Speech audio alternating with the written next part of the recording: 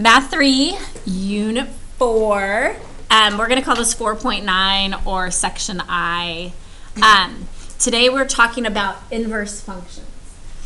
So when you're finding an inverse function, in your equation, you're switching x and y. But then you're resolving the equation for y. Okay, so that's why step 1, exchange x and y, and then solve the equation for y. If y can be isolated and only equals a single expression, the inverse is a function. But if y cannot be isolated, or when isolated equals more than one expression, the inverse is not a function. So basically, if you are given points, and like on your first couple questions of homework, they're going to give you points like this. So let's go ahead and just plot these points onto the graph. Okay, so you have 0 up 2, 1, 0, 2, negative 1, 2, 3, and then 3, negative 5. And I don't know if you guys remember the vertical line test to check to see if something is a function, but if you were to draw vertical lines here,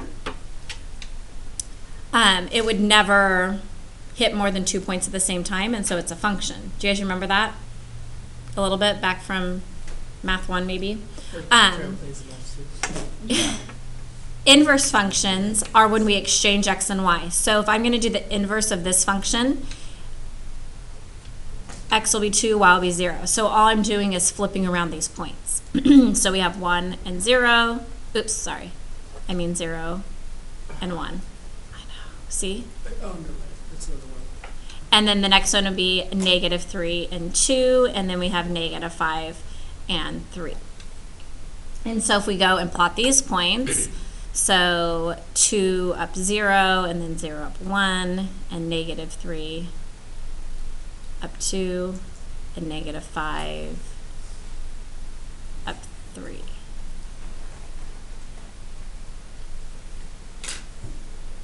And then again, if you were to do the vertical line test here, it also doesn't cross more than 2 points at the same time, so therefore it's a function. One thing to know is that when you are doing your vertical line test, or I mean when you are doing your inverse functions, it's symmetrical across the line y equals x. And if you were to graph the line y equals x, this would be the line. And so what happens is basically this graph is flipping over. It's like a reflection over the line y equals x. So y equals x, you know you have our point at 0, 0, and then it's up 1, right 1. And so the highlighted line is y equals x. And so basically, yeah, it's just a reflection over that line. Okay, so moving on here, it says find the inverse of each function, and then is the inverse a function. And so when we have f of x is just the same as writing y there. And so what we're going to do is exchange x and y. So instead of the equation being y equals 3 minus 2x, we're going to write that as x equals 3 minus 2y.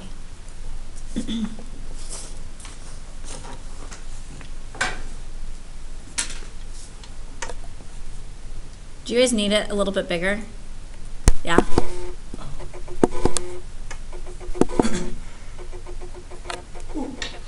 Okay, and then all we're going to do now is try to isolate y, so get y by itself. So I'd start by subtracting 3. These cancel. And I get x minus 3 equals negative 2y. And then in order to get rid of the negative 2, what would I do? Good. Divide by negative 2 to both sides. Now, I'm going to write this as dividing every term by negative 2. There is multiple ways that you'll see these answers, but this is how I'd like you to write it. So I have f to the negative 1 of x. That means it's an inverse function. So you know how we started with f of x here? Whenever you have a negative 1 above the f of x like this, that means it's an inverse function. So if I just written y or f of x, I'd be saying that it's the original function, and it's not the original function, it's the inverse function. Are you with me? Okay, so this is how to make sure that I'm stating its inverse function. Now, if nothing's in front of the x, there's really a 1. And so I'm going to write this as negative 1/2 x. And then here, two negatives make a positive, so that's going to be plus 3 over 2.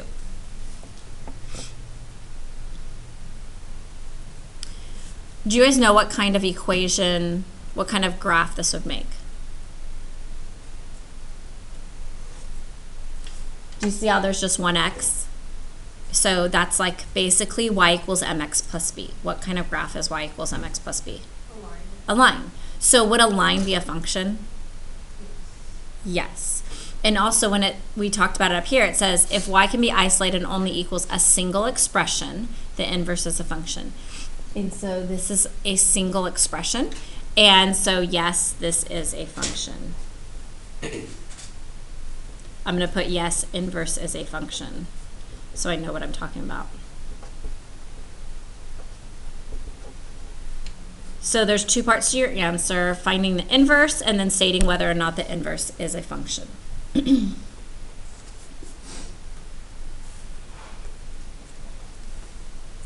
Okay, questions there? Jordan. Why did we make the original x a y? That's how you find the inverse. And so basically, going back here real quick, f of x is the same thing as y. Okay? And so then what you do is in order to find the inverse function, you're exchanging x and y. Okay. And then just resolving for y. Okay. Okay? And then when you actually get the answer for the inverse, you use an x. Go back to how it was originally stated, which is f of x. And f of x is meaning it's a function of x. Okay. Okay? All right, so on this next one, g of x, same thing. G of x is the same thing as y. And so when I'm solving this, I would exchange what? The x and y. Very good, the x and y. So my equation is going to be x equals, parenthesis, 1 minus 3y squared plus 2. So we need to get y by itself. If you notice that y here is being squared. I'm going to leave it like this because I can end up getting rid of a square by taking the square root. Okay? And so in order to try to get y by itself, the first thing I'm going to do is subtract 2 so that I can get my square by itself. So I subtract 2, I get x minus 2 equals 1 minus 3y squared. So now how do I get rid of a square root? You Square. You take the square root, because the square root the square root of a square ends up just becoming itself, right? There's also another rule. Remember that anytime you are taking the square root of something, it's going to be plus or minus. Because remember that if you square something positive, it'll be positive. And if you square something negative, it's still going to end up being positive. So anytime you end up taking a square root, you're making the square root, your answer is going to be plus or minus. So this is going to be plus or minus x minus 2 equals 1 minus 3y.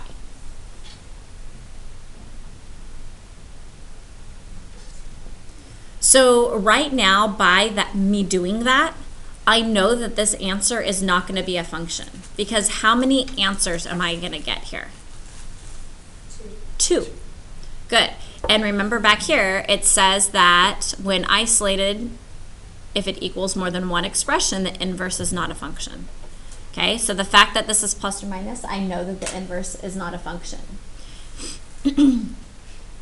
Most of the time, when you have a squared equation originally, your inverse will not be a function. Okay, so how am I going to finish getting y by itself?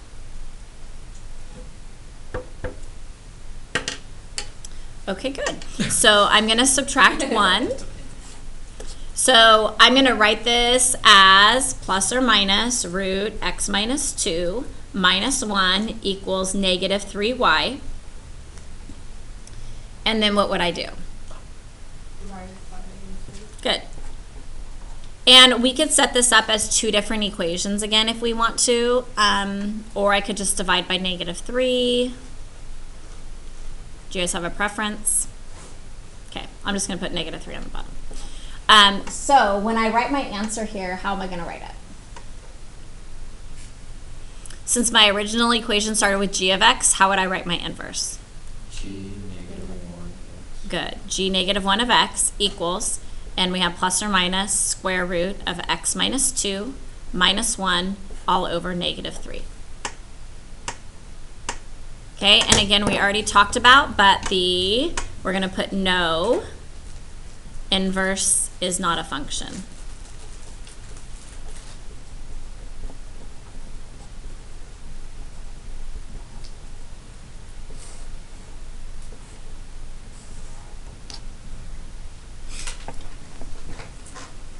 Okay, questions on that one?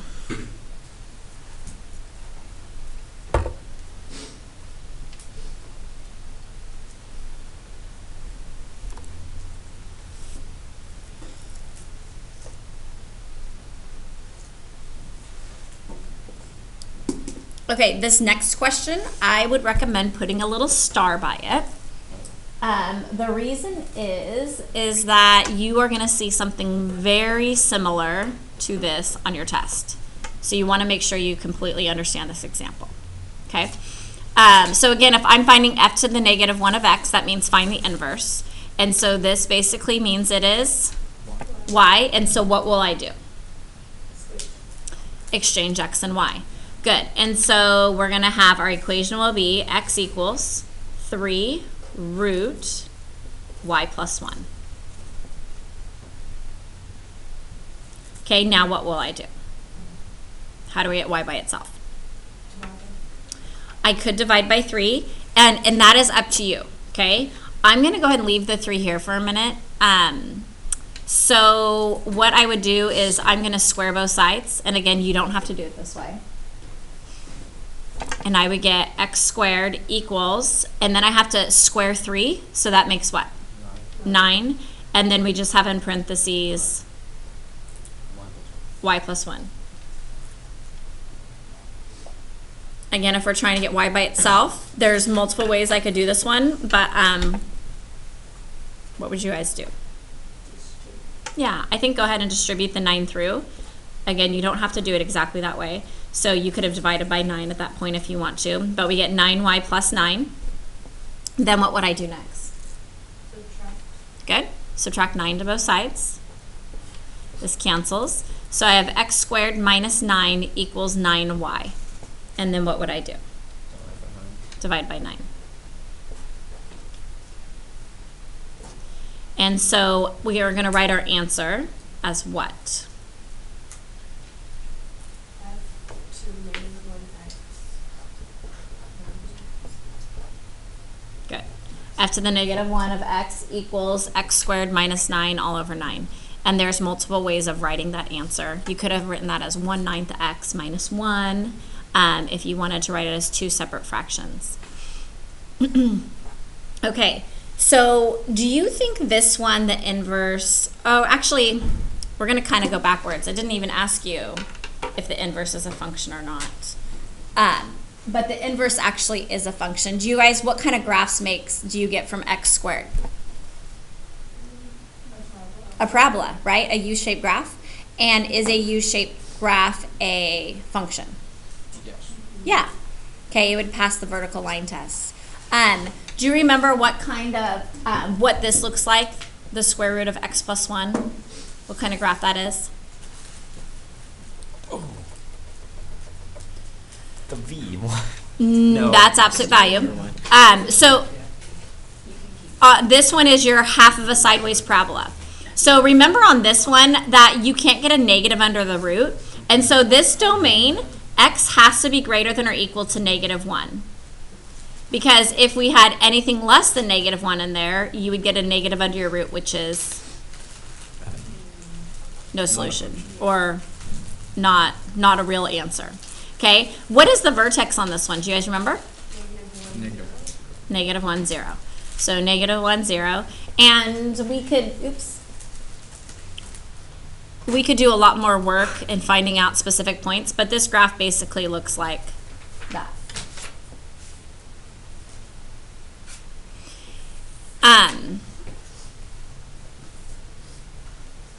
On this one, it's going to end up switching, you know what I mean? How we talked about how it's symmetrical across the line y equals x.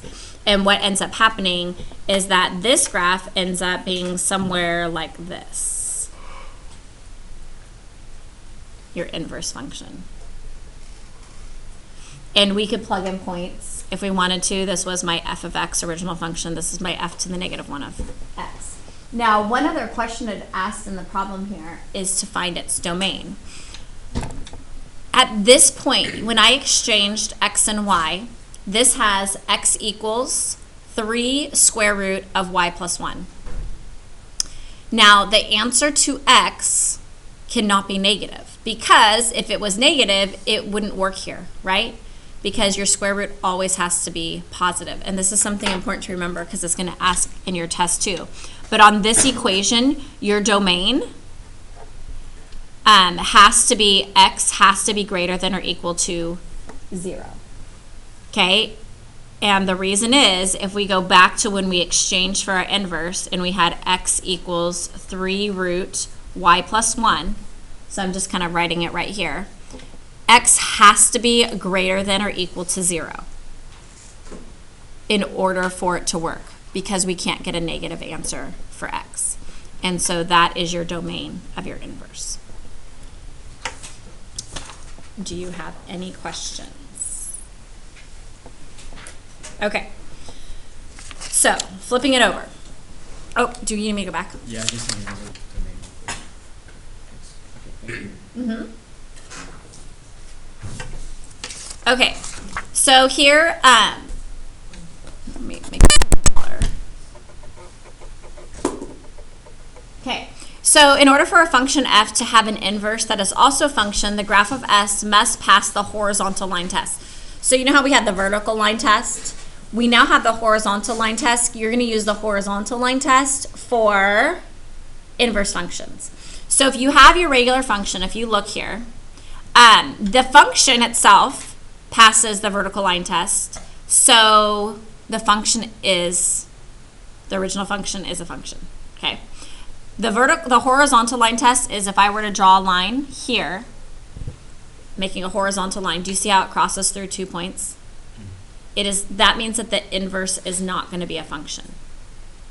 Does that make sense?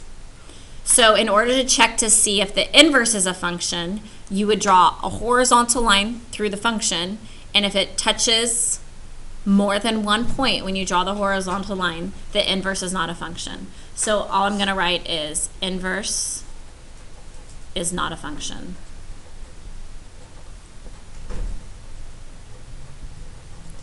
Now on this, oops, you can't see what I'm writing, sorry. Okay, on this graph, if I were to draw horizontal lines, it's only touching 1 point at a time, correct? So on this one, the inverse is a function.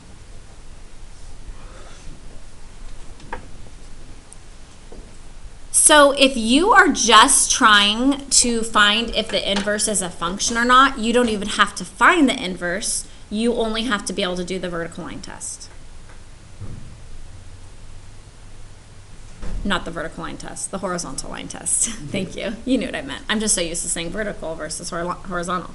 Okay, so do you guys remember what this graph would look like right here?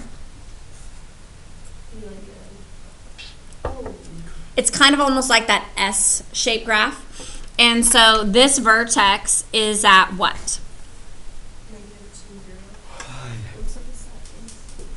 Negative 2, 0.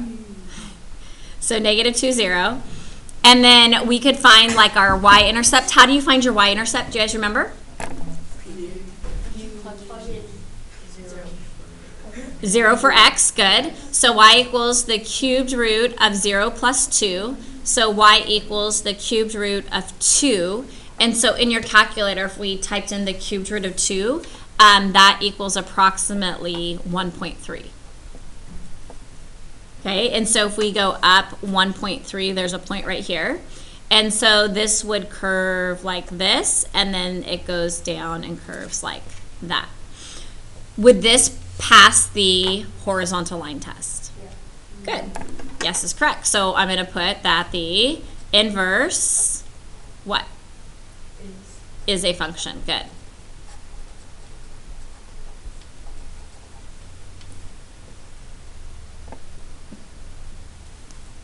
Okay, so next one. Are you guys ready, or do we have questions on this? Okay. So on this one, do you guys remember how to graph it?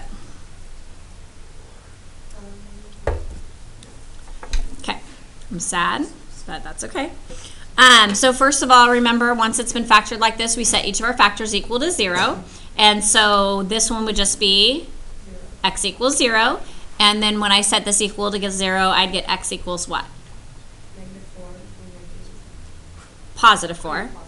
Okay, now since this was an odd exponent, remember this one passes through. Since this is an even exponent, it bounces. Okay, so I have a point at 0 and a point at 1, 2, 3, 4. And again, this one's going to pass through, and this one is going to bounce. Do you remember how I can check to see if the end behavior? The coefficient, if the coefficient is positive, then the right side will be positive. And so you're looking at your numbers in front of the x's and see how both those are positives. And so my right end behavior is going to be positive because my leading coefficient of the problem would be positive. So that means that that side would end up going up. And then what degree is this? Do you remember? Good. The degree is 3. And whenever it's an odd number, it's same direction or opposite directions? Good. So that means that here, this one's going to go down. And then if we finish graphing this, it just bounces there at that point, and you just have that curve. Would this one pass the horizontal line test? Nope. So we will put inverse is not a function.